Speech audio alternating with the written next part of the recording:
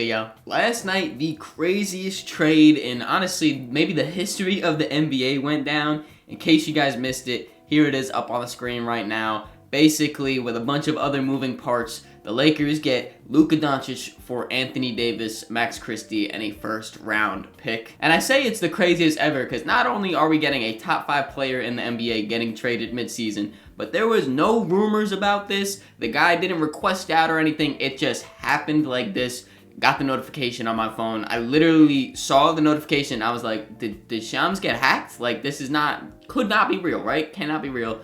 It got confirmed. It is reality. Luka Doncic is on the Lakers. It just shows you that this league is so unpredictable and something can happen at any given moment, so you gotta stay on your toes. So in this video, I wanted to go over the trade, break it down from both teams' perspectives, and kind of just give my thoughts on it. Whenever I do these trade breakdowns, I always like to start off with the team getting the best player. That is, of course, the Los Angeles Lakers, and my grade for them right now is an A+.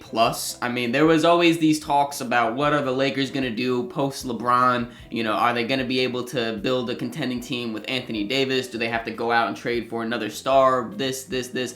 That's all answered now. They have Luka Doncic on their team, the 25-year-old perennial All-NBA player. He's 5-time All-NBA already out of his 6 seasons in the NBA. Just led his team to the NBA Finals. One of the best players in the league.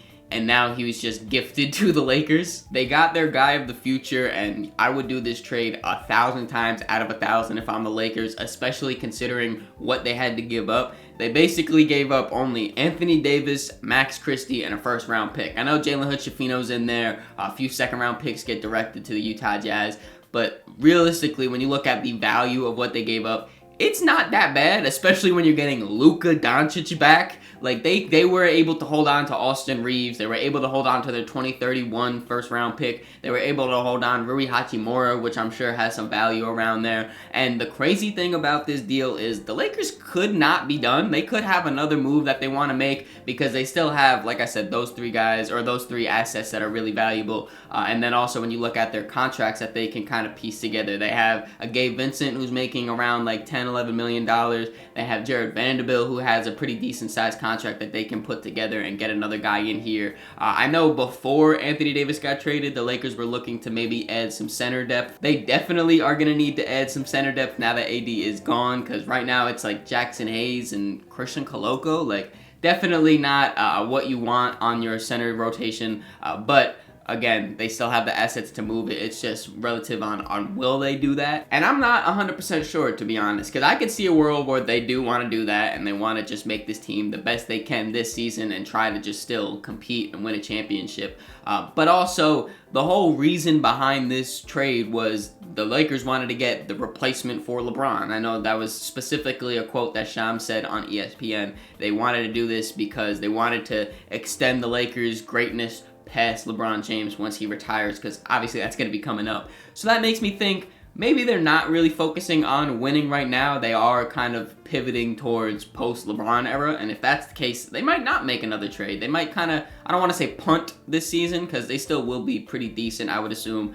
but they might not want to go all in on this season and try to win. And if they decide to go down that path, does that mean that LeBron James could be traded? Because it's a possibility. I know it was reported that LeBron found out, he got a text at dinner. So obviously the Lakers didn't hit him up and say, yo, are you okay with us trading AD? You know, we really want to get Luka in here. I mean, I'm sure Bron would have said yes, but still the fact that they didn't consult with him makes me think maybe they are kind of pivoting towards post-LeBron era. Will they trade LeBron James? That could be the only trade that might top this trade for being the most craziest one ever. But honestly, with how limited the Lakers assets were, you know, they don't really have a lot of draft capital. They don't really have a lot of high quality young players. For what they had on their roster, to walk out with Luka Doncic, perfect trade. I mean, literally, like I said, I gave it an A+, still giving it an A+. When you're able to walk out with a 25-year-old top 5 player in the league, no matter what you gave up, you probably won that trade. Now, looking at it from the Dallas Mavericks perspective, I'm giving them a D-, and that is pretty much all because why would you trade Luka Doncic? I cannot wrap my head around it. Why would you trade Luka Doncic? He did not request a trade. He did not even come to the team and say, I'm really unhappy with how things are going, whatever.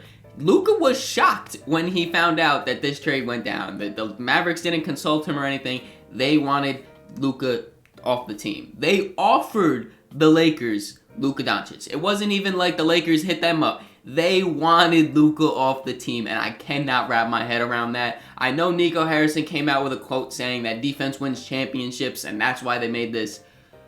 No, like, I get it, yes, it does, but no. Luka Doncic literally just led your team to the NBA Finals. I don't know about you guys. If you remember when you were watching that Finals versus Celtics, who on the Mavericks was the best player there? Who on the Mavericks was the only guy that was able to score and keep them relatively close in a lot of those games? Just take a second, think about it. It was Luka Doncic. And I know he is not a good defender. I know Luka Doncic is probably one of the worst defenders in the NBA. If we're just being 100% honest, he's not locked in all the time. It's hard to put so much energy into offense and then turn around and guard amazingly on defense. I get it. It was really rough at some times throughout those playoffs. But the Mavericks still had a good team defense. They were one of the best defenses last year when they made it to the finals. I believe top 10. And then they also had Luka Doncic on that team. Like, I literally cannot wrap my head around the reasoning of this. And I know it's kind of all of what trades are about, but if you take away what they gave up, and you just look at what they're bringing in Anthony Davis, Max Christie, and a first-round pick, I do think the Mavericks are going to be pretty good, or okay at least this season. I think they'll be a scary playoff team to go up against, just on paper, how I'm looking at it. Because, Nico Harrison, his whole thing was he wants to win, championship using defense. Anthony Davis is one of the best defenders in the NBA, and I really think that coming down to Dallas, he's going to be able to fit in perfectly for what they want to do, especially with Jason Kidd being such a great defensive coach. And when you look at their front court depth, I mean, they're absolutely loaded. I would assume they would start Anthony Davis and Derek Lively once they're both healthy, but then when you look beyond that too, they have PJ Washington, Najee Marshall, Daniel Gafford. They have loads of depth at these forward positions. They're going to be a super big team. And then bringing in a guy like Max Christie, I mean, ever since he got inserted into the Lakers starting lineup, that's when they really started to look better and better each game as a team, and a lot of that is because of how he competes defensively. He uses his length pretty well, and then also his three-point shooting has been pretty solid.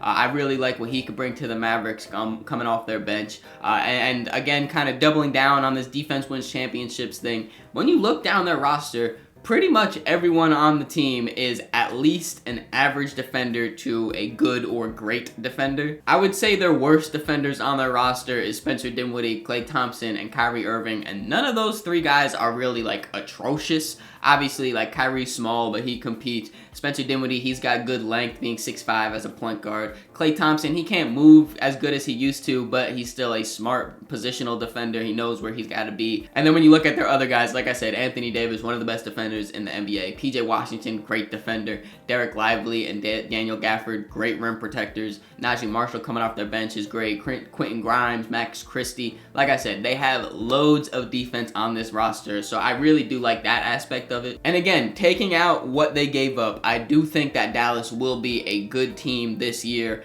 probably for a few seasons to come as well. But I really can't get over the fact that they traded away Luka Doncic and got so much older as a team. Like, I genuinely don't understand it. I know Luka, if you asked 90 or 100 NBA fans, list 3 players that are off limits, untouchable. If you ask those people that, almost all of them are going to have Luka Doncic included on that list. And that's why it's so insane to me that the Mavericks actually traded him. Like, he was their franchise player, and they got 1 first-round pick back from him. Like, I don't know why they didn't make this a little bit more public and try to say, yo, OKC, you really want to drag it?